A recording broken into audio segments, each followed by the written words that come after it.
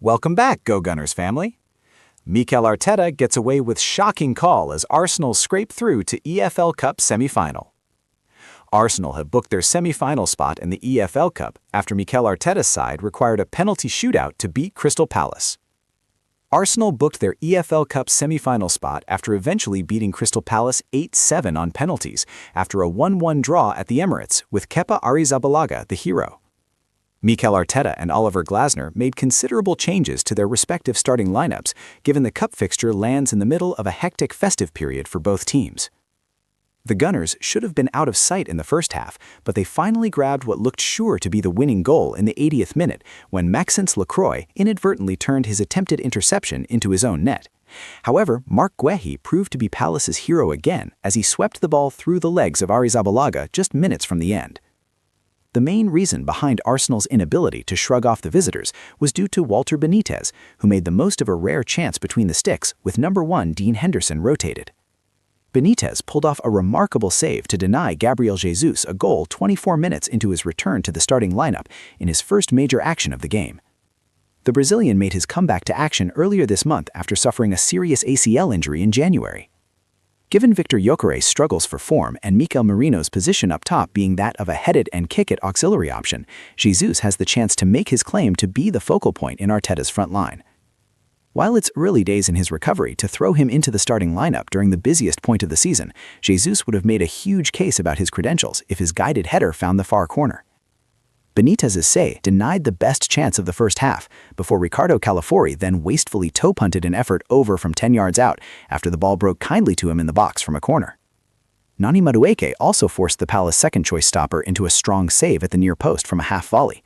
Jurrien Timber was the next gunner to miss a golden chance as he headed over unopposed after brilliant work from Gabriel Martinelli. Arsenal should have taken the lead in the first half, but they let Palace off the hook, who proved to be a far more organized and determined unit in the second half, even becoming a threat on the counterattack as well for the first time in the match. Martin Odegaard and Bukayo Saka were introduced in the 67th minute as Arteta looked to turn the tide back in the host's favor again.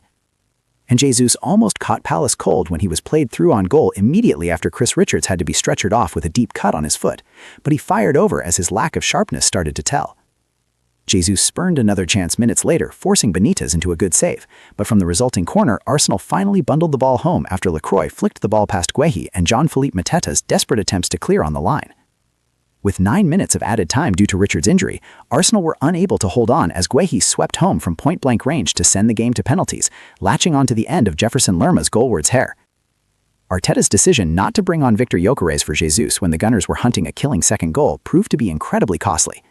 Jesus should have been replaced earlier, but when he eventually was in the 85th minute for Declan Rice, it showed Arteta's defensive shift, which ultimately saw Arsenal lose their control and lead.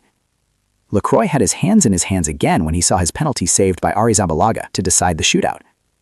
Arsenal will now play Chelsea in the semi-finals of the competition after the draw was made last week. The first leg will be played at Stamford Bridge the week commencing January 12th, with the second leg taking place at the Emirates the week commencing February 2nd. Arsenal player ratings versus Crystal Palace, 8-10, the Rock and Gunners win. Arsenal beat Crystal Palace 4-2 on penalties after a 1-1 draw to reach the League Cup semi-finals, with Kepa saving the crucial spot kick in the shootout. Arsenal scraped through to their third League Cup semi-final in 5 seasons, narrowly edging past Crystal Palace on penalties. The Gunners dominated the first half and could have been comfortably ahead at halftime had Nani Madueke, Gabriel Jesus, or Jurrien Timber converted any of the golden opportunities that came their way. Despite numerous chances in the second half, it was an own goal from Maxence Lacroix following a Bukayo Saka corner that finally broke the deadlock. The performance merited more goals, with Walter Benitez undoubtedly the standout player for the visitors. Premier League icon posed as milkman to bonk air hostess before she moaned how dare he. Arsenal news, Declan Rice backed for job as Mikel Arteta raises Martin Odegaard decision. However, a late strike from Marc Guehi forced the game into penalties after Jefferson Lerma's towering header set up Guehi for a tap-in. Arsenal advanced to the semi-finals, with Kepa emerging as the hero in the penalty shootout. Kepa Arrizabalaga had very little to do in the first half.